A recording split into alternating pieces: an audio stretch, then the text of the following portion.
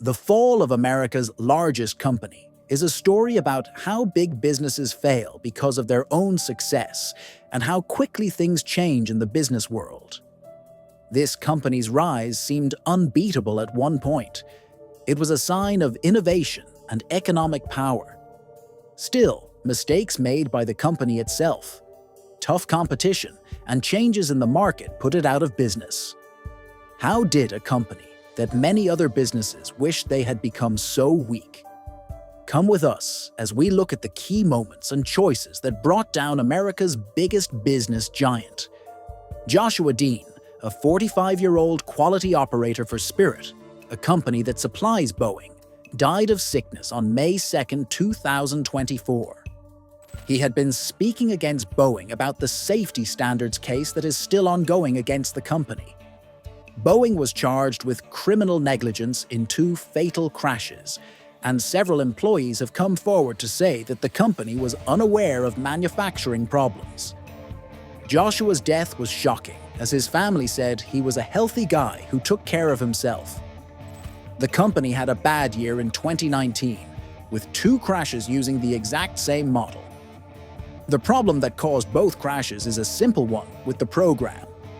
Boeing installed software on the 737 MAX 8 to keep it from stopping when the wings couldn't produce any lift due to going over a certain height. The important angle of attack was that when the MAX 8's engine location was changed, the plane's nose moved up during takeoff, which caused a problem.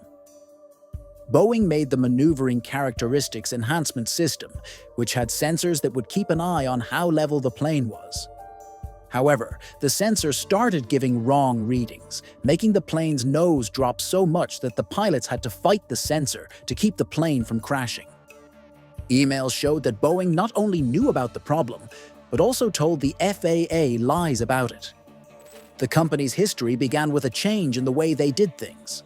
In the early 1900s, Boeing united into a world-famous aerospace company known for its cutting-edge plane designs and influence on people all over the world. Their big break came in the 1930s with the Boeing 247, an airliner made of all metal that set new standards with its flexible landing gear.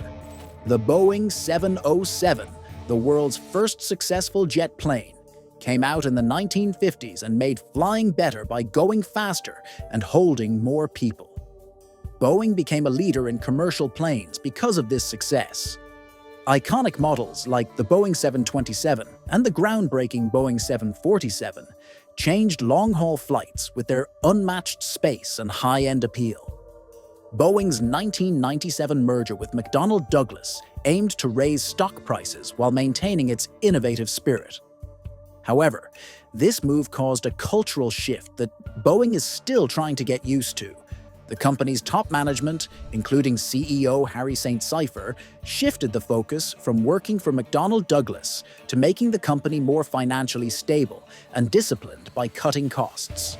Boeing faced increasing pressure to meet shareholders' needs, which often meant putting off long-term planning and product development. This led to a culture that prioritized efficiency and cost savings over product quality and new ideas. Engineering teams had to work with limited resources and timeframes, which could affect the safety and dependability of Boeing aircraft. Engineers and safety experts raised concerns, but they were sometimes ignored or played down to meet production schedules and financial goals. Boeing's extensive outsourcing efforts, particularly in the 787 Dreamliner program, led to problems in communication with suppliers worldwide, causing supply chain issues and delays of over 3 years. Quality control became a major issue due to suppliers having different standards, leading to variations in the quality and dependability of parts, raising safety and performance concerns about the aircraft. Communication problems also worsened due to cultural and linguistic differences.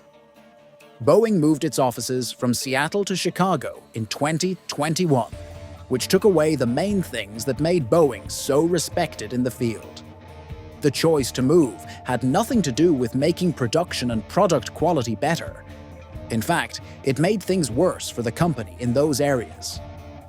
The reasons for the merger were to increase stock value and save money. Boeing's stock prices went up, and their profits went up.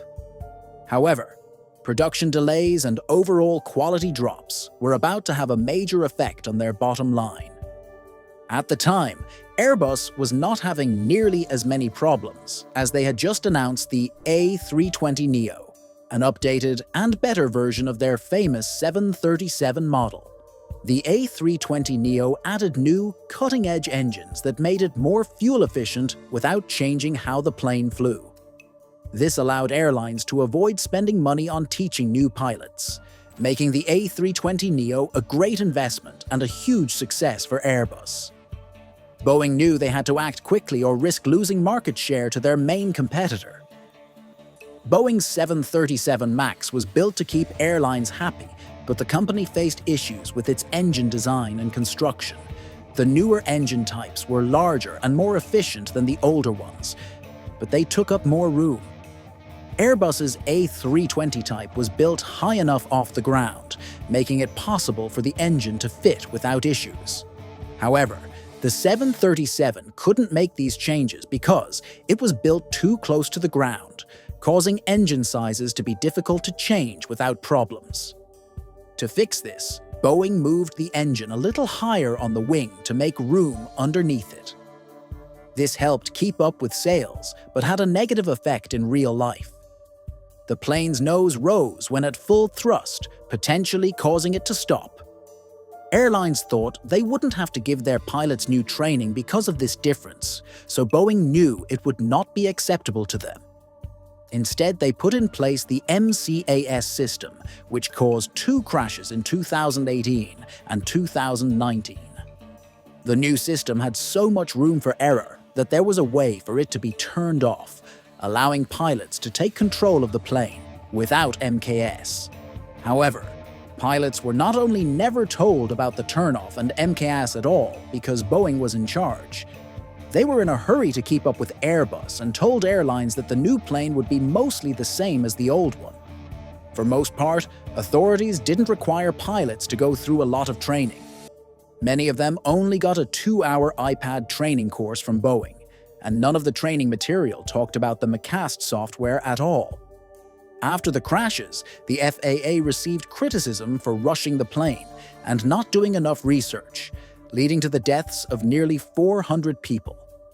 Boeing also admitted to lying to the FAA about the problems and kept the whole thing. Boeing fired their CEO and hired Dave Calhoun as the new CEO due to the scandal and the loss of money the MAX was making because it had to be grounded.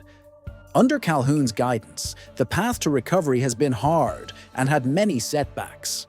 To make things safer, Calhoun started working on making Boeing's internal processes for approval and production of aircraft designs more open and stronger.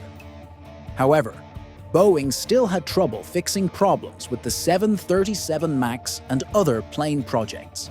The COVID-19 outbreak made these problems even worse, and global travel restrictions and less demand for new planes affected Boeing's business and income. Unfortunately, Airbus's stability has caused Boeing to fall far behind in terms of market share, even though Boeing had some problems in the past.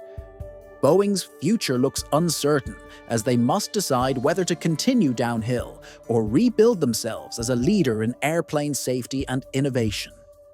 A complaint about the Alaska Airlines door and the company's safety management system have led to further investigation into the company's safety practices. If Boeing can get through these audits and cases without having to shut down, they will have to make major changes to how they do business. This is it for today. We hope you enjoyed the video. If so, then share your thoughts in the comments, and also share this video with your friends. Don't forget to subscribe to our channel and press the bell icon so you can never miss our video.